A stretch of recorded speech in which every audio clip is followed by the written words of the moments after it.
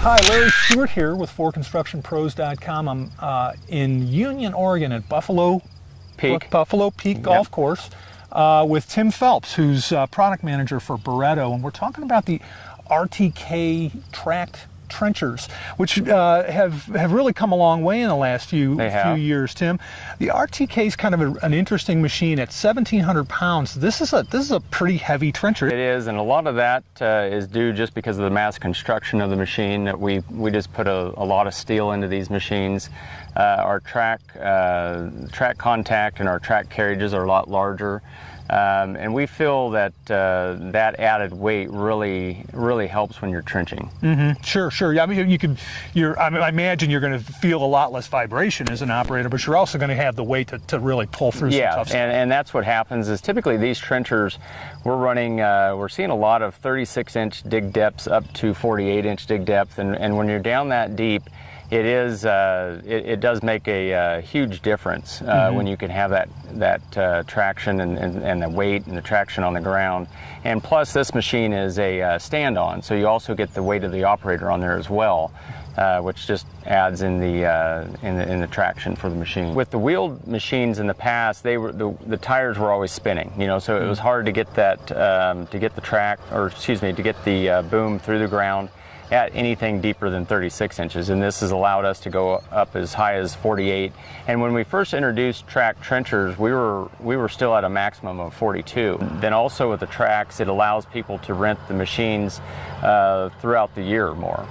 So in the wintertime, when it was wet or frosty or anything like that, people weren't renting trenchers, and now they are just because of the tracks. The steering control system, using rods in this thing instead of cables. Correct. Talk a little bit about the advantages of that. The advantages, so what we used to do in order to drive the hydrostatic pumps, with a track trencher like this, you have two track drive motors, you have being controlled by two hydrostatic drive motors, so it's a true skid steer type steering. And what we used to have is we used to have two cables per hydrostat. And in doing that, you had four cables on the machine essentially. Then you had a couple cables that linked to a clutch mechanism that we had on it.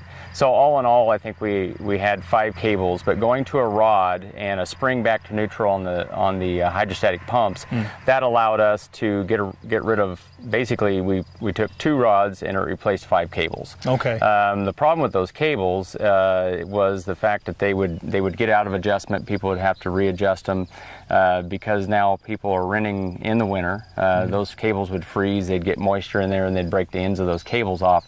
So it really allowed us.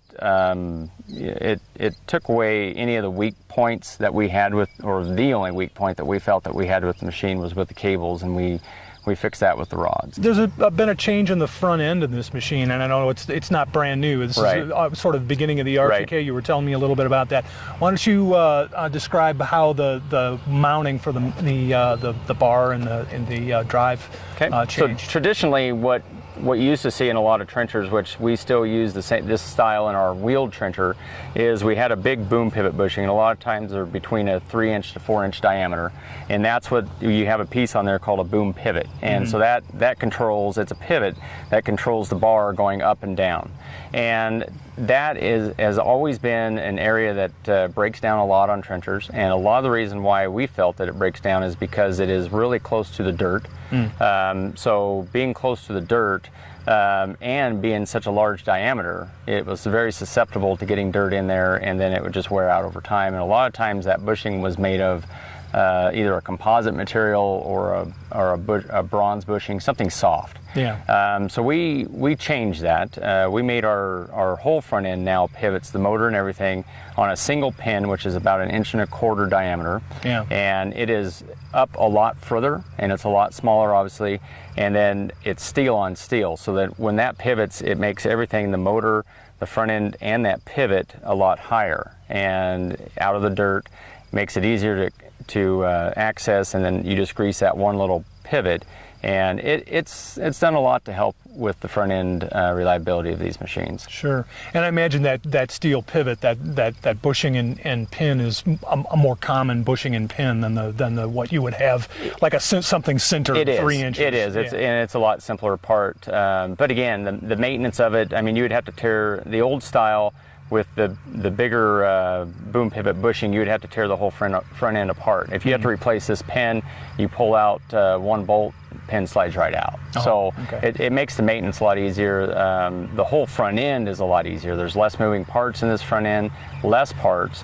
To access the auger motor, you just pull 2 bolts and it comes out. It's on a spline shaft. There's no tapered bearing or anything on the end of it that makes it hard to get to. It's again, it goes back to the whole philosophy of when we design stuff, just to make it simple, less parts, and easy to access and to replace. This is the first version of the RTK that comes with a fixed operator platform, right? That is correct, yes. So talk a little bit about the thinking behind that. Why go to fixed, and what are the advantages? The reason why we went to a fixed platform on this machine is, again, going back to our old style TK trencher when we first came out with that one in 2008. It was a walk behind machine. Pedestrian walk behind machine, and kind of like the 48-inch boom, we got people asking us, well, why not put a platform on the back? And we thought, well, we could do that. We could put a platform on the back. So we put a platform on the back, but yet the controls were way down there because we didn't adjust the upright at all. So when we were looking to redesign this machine, get rid of the cables, our engineers also felt, well, to address the platform issue, why don't we just make one that is, that is a dedicated stand-on machine? And if we do that, we'll put the platform on it. We'll raise the controls up. The control tower will be taller. That way, you're not having to reach way down there. So that way, this is it is a stand-on machine. Ergonomically, it's better for the operator. They're not having to bend over to reach the controls.